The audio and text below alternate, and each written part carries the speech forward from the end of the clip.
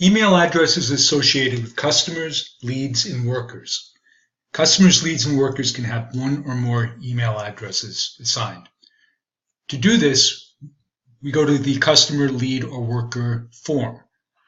For example, let's assign a customer email address. Go to the customer table, open up the customer. So we have the customer form, and we see that we have email addresses. Right now we have just one. We can add another email address by clicking the plus and enter a second email address.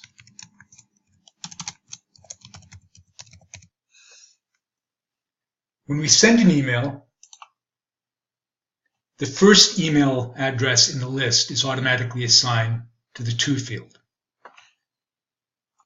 So it's only this first email address that's automatically used in emails. Any additional emails are kept here for your convenience and reference. So just like customers, we can go to leads and choose a lead form. And we can see we have one or more email addresses that we can use here as well. And if you have admin privileges, you can see under staff, we can assign email addresses here too. So we can choose one of the workers and assign one or more email addresses here.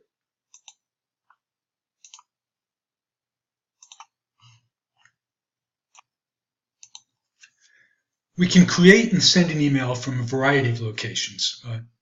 Let's look at some of them. We're on the dashboard, and let's scan down here.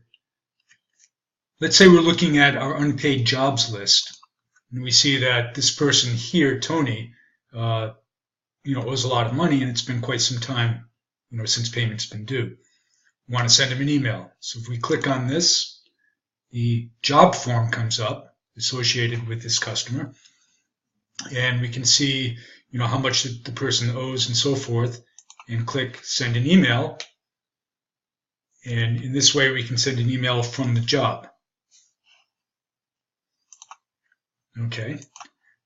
Elsewhere on the dashboard, we see that we have customer action items.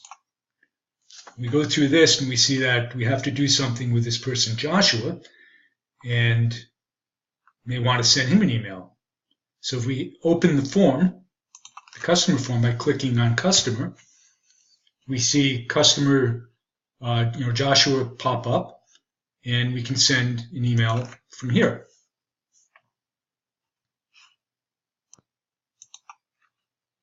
Okay, so from within the dashboard, we can send emails from action items, unpaid jobs, and really many of these lists. So pending invoices, we open this up, we see that there's a pending invoice for, Catherine. We can open that up and send an email from here.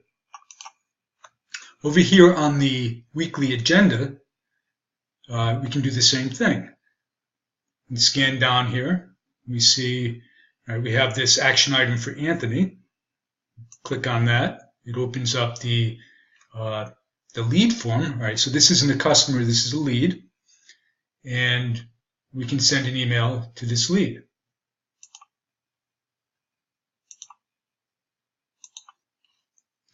We scan down a little further.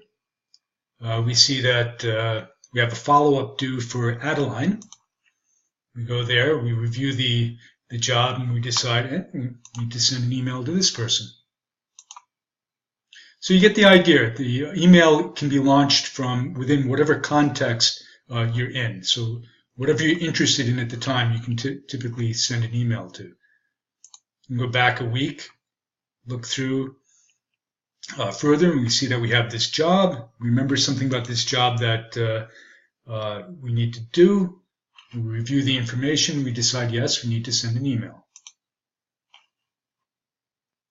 So we've illustrated sending emails to customers and leads based on information that we see in the dashboard. We can do that from other places as well. For instance, the scheduler.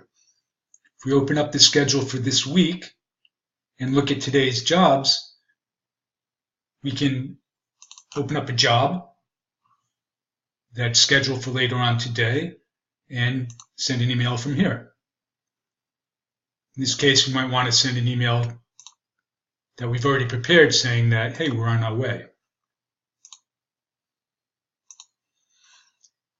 Other places too. If we go to the customer table, we can send an email by clicking within the email column on the email for the customer in that row.